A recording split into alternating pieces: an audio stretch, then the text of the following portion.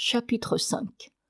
Dans les rêves compliqués et embrouillés dont nous nous occupons maintenant, la dissemblance que l'on remarque entre le contenu manifeste du rêve et son contenu latent ne peut pas être attribuée uniquement à la nécessité de condenser et de dramatiser. Certains indices qu'il est intéressant de relever témoignent de l'existence d'un troisième facteur. Remarquons tout d'abord que quand nous sommes arrivés par l'analyse à connaître les idées latentes, elles nous paraissent de toute autre nature que le contenu manifeste du rêve. Mais ce n'est là qu'une première impression qui se dissipera après examen, car nous trouvons pour finir que tout le contenu du rêve est expliqué par les idées latentes, et que la plupart des idées latentes ont leur représentation dans le contenu manifeste. Toutefois, une différence subsiste. Ce que le rêve développait amplement comme pour en faire l'essentiel de son contenu, c'est cela justement qui, après l'analyse et dans les idées latentes, va jouer un rôle tout à fait secondaire.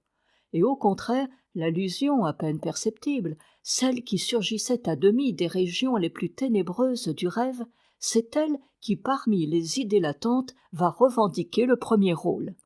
Ce processus, nous pouvons le décrire comme il suit. Pendant que le travail de rêve s'accomplit, l'intensité psychique des idées et des représentations qui en font l'objet se transporte sur d'autres, sur celles précisément que nous ne nous attendions pas du tout à voir ainsi accentuées. C'est ce transport de l'accent psychique qui contribue le plus à obscurcir le sens du rêve et à rendre méconnaissables les relations entre le rêve manifeste et le rêve latent. Au cours de ce processus, que j'appellerais déplacement dans le rêve, je vois aussi l'intensité psychique ou affective de l'idée latente se transformer en agitation matérielle. Et alors que je serais tenté de prendre pour essentiel ce qui est le plus clair, je m'aperçois que c'est au contraire dans un détail obscur qu'il faut voir le substitut de l'idée essentielle du rêve. Ce que je nomme déplacement du rêve, je pourrais le nommer aussi bien renversement des valeurs. Au surplus, le phénomène vaut que nous nous y arrêtions. J'ajouterai donc que les analyses que j'ai faites de différents rêves, j'ai rencontré tous les degrés du déplacement et du renversement. Il y a des rêves où ils ne se produisent presque pas. Ce sont les rêves raisonnables et intelligibles, comme ceux que j'ai cités au début, et qui ne sont que des désirs ouvertement exprimés. Dans d'autres rêves, au contraire, on ne trouve pas un seul élément qui ait gardé sa vraie valeur. Tout ce qu'il y avait d'essentiel dans les idées latentes y est représenté par des détails accessoires, et l'on découvre entre ceux-ci et celle-là une importante chaîne d'associations. Plus le rêve est obscur et embrouillé, et plus il faut tenir compte pour l'interpréter du processus de transposition. Dans le rêve que nous avons soumis à l'analyse, le déplacement s'est fait de telle sorte que le contenu manifeste du rêve est accentué en tout autre point que son contenu latent. Au premier plan du rêve, nous avons une situation, celle de la femme qui semble vouloir me faire des avances. Dans les idées latentes, l'accent porte sur le souhait que je forme d'un amour désintéressé, d'un amour qui ne coûte rien. Et cette idée se dissimule derrière la phrase sur les beaux yeux et l'allusion fournie par les épinards. L'analyse du rêve, en nous permettant de rétablir la perspective originelle, nous met sur la voie de la meilleure solution à deux problèmes très discutés, celui de l'incitation au rêve et celui des relations entre le rêve et la vie de veille. Il y a des rêves où se trahit une attache directe avec les événements du jour précédent, d'autres où les événements semblent ne jouer aucun rôle. Appelant alors l'analyse à notre secours, nous nous apercevons que tous les rêves, sans exception, ont leur racine dans une impression reçue la veille ou, disons mieux, pendant la journée qui a précédé le rêve. Cette impression, qui peut être appelée incitation au rêve, est quelquefois assez forte pour qu'il n'y ait rien d'étonnement à ce qu'elle nous ait préoccupés pendant l'état de veille. Et dans ce cas, nous disons avec raison que le rêve de la nuit ne fait que continuer les préoccupations du jour. Mais le plus souvent, quand le contenu du rêve offre un rappel des impressions du jour, ce n'est qu'un détail si petit, si insignifiant, que nous devons faire effort pour nous le remettre en mémoire, et dans ce cas, le contenu du rêve, même s'il est cohérent et compréhensible, nous semble fait de telles bagatelles qu'il n'est pas étonnant que l'on tienne communément pour méprisables toutes les manifestations de ce genre. L'analyse, toutefois, vient infirmer ce jugement en découvrant ce qui se cache sous les apparences. Une circonstance insignifiante, si elle se trouve placée au premier plan, pourra passer tout d'abord pour l'incitation au rêve. Mais, par le moyen de l'analyse, nous découvrirons bientôt la véritable cause du rêve, la circonstance assez importante pour le susciter et à laquelle l'autre s'est substitué parce qu'elles avaient entre elles de nombreux points de contact. Quand le contenu du rêve se présente sous une forme dépourvue de sens et d'intérêt, l'analyse découvre les chemins de traverse par où ces éléments sans valeur en rejoignent d'autres qui sont de première importance pour la psychologie du sujet. C'est au travail de déplacement qu'est due cette substitution dans le contenu du rêve, de l'incident banal aux faits émouvants, des matériaux quelconques à ceux qui peuvent justement intéresser. En nous basant sur ce nouvel acquis, nous pourrons, il me semble, donner un commencement de solution au double problème de l'incitation au rêve et des relations entre le rêve et la vie quotidienne, et nous dirons « les choses qui ne nous sont pas matière à intérêt pendant le jour ne deviennent pas matière à intérêt pour le rêve, et les vêtilles qui ne nous touchent pas dans l'état de veille, il est impossible qu'elles nous poursuivent dans notre sommeil. » Dans l'exemple que nous avons proposé à l'analyse, quelle peut être l'incitation au rêve? C'est ce fait franchement insignifiant d'un ami qui m'offre une course gratuite en voiture. La situation du rêve, la table d'hôte, est une allusion à ce fait insignifiant, puisqu'en causant avec l'ami en question, j'avais mis en parallèle le taximètre et la table d'hôte. Le fait essentiel qui se cache ici, c'est que j'avais quelques jours plus tôt dépensé une assez grosse somme pour une personne de ma famille à laquelle je suis attaché. Et parmi les idées latentes, je trouve cette réflexion que la personne obligée me témoignera de la reconnaissance, mais que ses sentiments à mon égard ne seront pas désintéressés. Dans le contenu latent du rêve, c'est l'amour désintéressé qui se trouve au premier plan. J'avais à plusieurs reprises accompagné cette personne en voiture, et c'est ainsi que la course faite la veille avec un ami me remet en mémoire celle que j'ai faite moins récemment. L'incident banal que devient incitation au rêve, par des raccords de ce genre, est soumis à une condition qui n'existe pas pour la vraie source du rêve. Il doit nécessairement s'être produit la veille. Je n'abandonnerai pas ce thème du déplacement en rêve sans signaler un exemple où il est intéressant de voir la condensation et la transposition concourir ensemble à produire une image de rêve.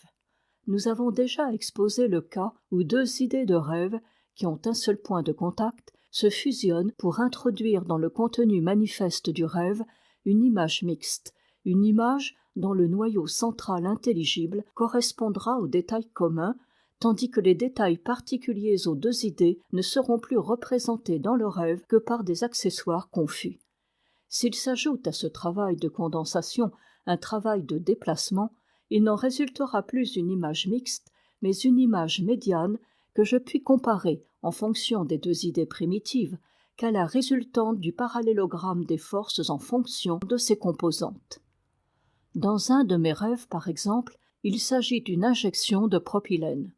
Je ne trouve tout d'abord à l'analyse, en fait d'incitation au rêve, qu'une circonstance insignifiante où l'amylène joue un rôle.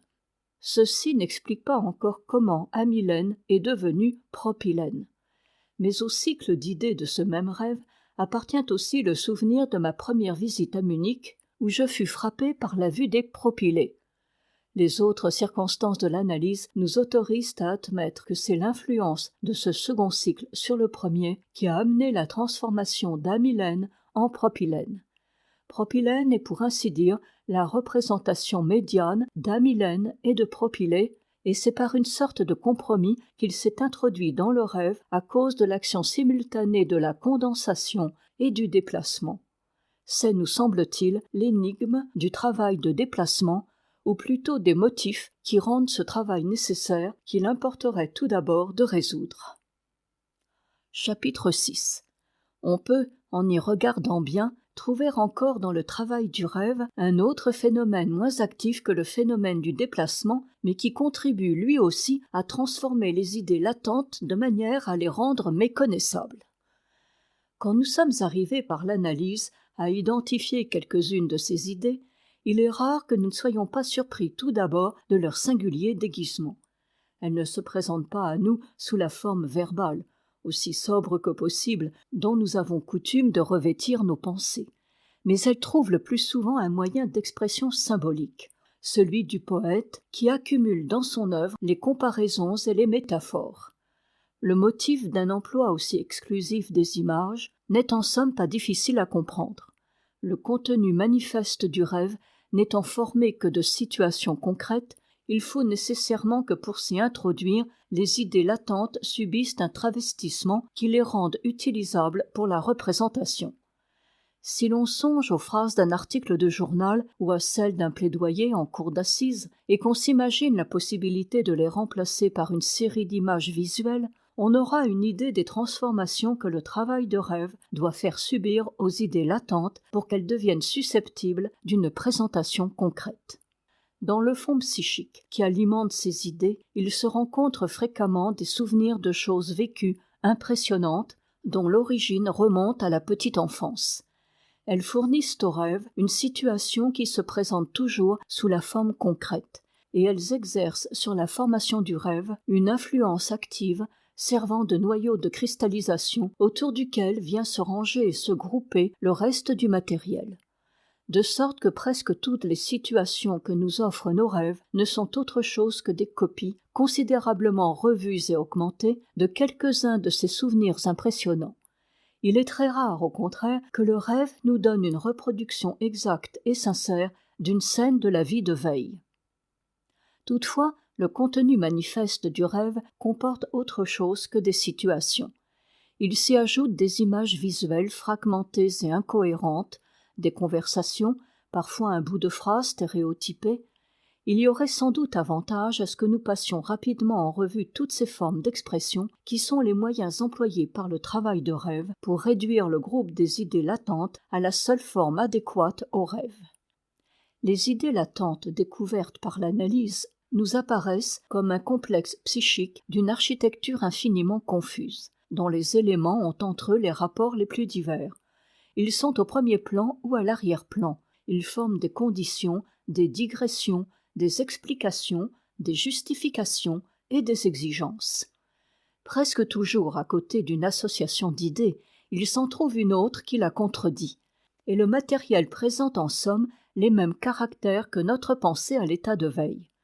Pour que tout cela devienne un rêve, il faut d'abord que le matériel de rêve soit soumis à une pression qui aura pour résultat d'abord la condensation de ce matériel et puis l'émiettement de ses éléments internes.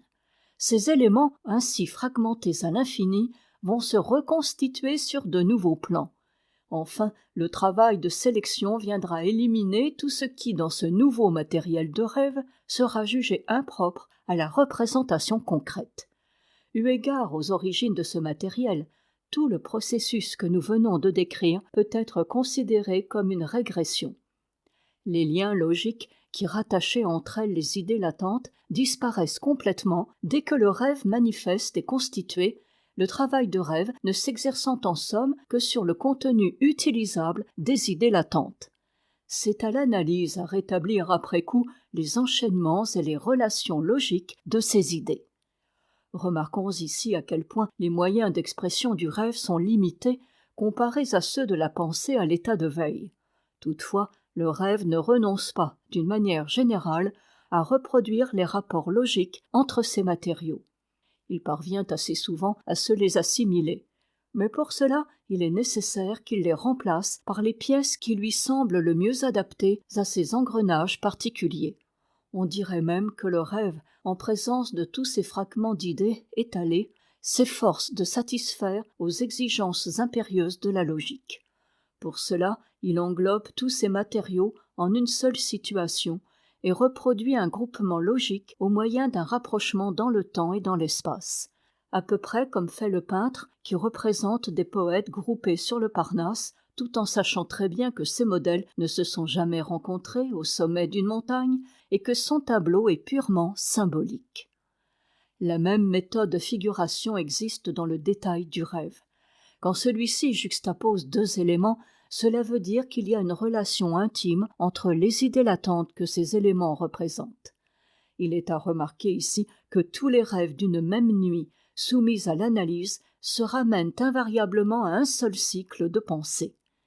Le lien causal entre deux idées peut être ou bien supprimé ou bien remplacé par la juxtaposition de deux longs fragments hétérogènes. Ces fragments sont souvent intervertis, c'est-à-dire que le premier représente la conclusion et le second l'hypothèse. Toute transformation immédiate d'une chose en une autre représente dans le rêve, croyons-nous, la relation de cause à effet. Nous avons dit plus haut que le rêve n'admet pas l'alternative et que, quand deux hypothèses se présentent, il les fait entrer toutes les deux dans la même association d'idées. En d'autres termes, la conjonction « ou » dans le contenu latent du rêve se trouve remplacée dans le contenu manifeste par la conjonction « et ». Les représentations contradictoires s'expriment presque toujours dans le rêve par un seul et même élément. Il semble que le non y soit inconnu. L'opposition entre deux idées, leur antagonisme, s'exprime dans le rêve d'une façon tout à fait caractéristique. Un autre élément s'y transforme comme après coup en son contraire. Nous verrons plus loin par quel autre procédé le rêve peut encore exprimer la contradiction. Disons aussi que la sensation si fréquente d'une impossibilité à se mouvoir marque qu'il y a chez le dormeur deux impulsions en sens inverse qui produisent un conflit de la volonté. Il y a aussi un certain nombre de relations qui semblent plus utiles que les autres au mécanisme de la formation du rêve. Ce sont les associations par ressemblance, par contrat et par correspondance. Le rêve s'en sert pour étayer son travail de condensation et de tous les éléments plus ou moins concordants, il fait une seule et nouvelle unité. Il va sans dire que cet énoncé trop bref de quelques remarques élémentaires ne suffit pas à donner une idée du nombre infini de moyens dont le rêve dispose pour représenter les relations logiques de ces éléments.